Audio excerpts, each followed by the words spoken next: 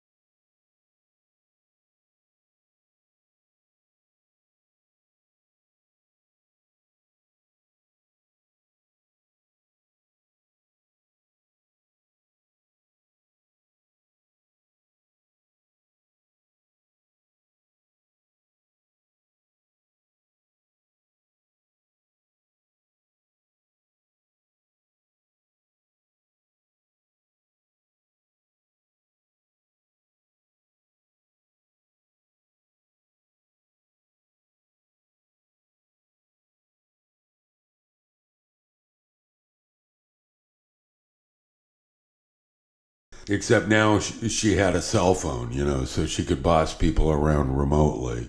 That's where the character of Donella comes from. And it's called Donella Trump and Her People. Typically, an old comic like that would have Jack and friends, but of course, sociopathic narcissists don't have friends, they have people. I'm not a cartoonist, I'm a classically trained painter, but back in the early 90s, I met Jeff McNally and Mike Peters and Jim Davis and a bunch of the other well-known cartoonists. Jeff and I became particularly good friends.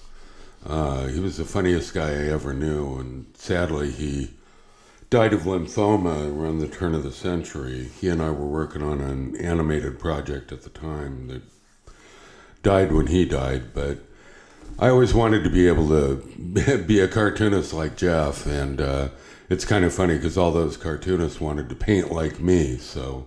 But to draw Donald, you don't have to have any skill at caricature. He's a caricature of himself, He always looks terrible.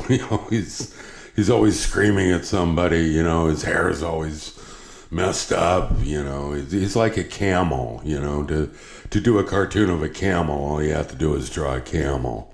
So I've got a few of these episodes written up, and with the election coming up, I'm going to get busy on them. So look for the new cartoons and hope you enjoy them.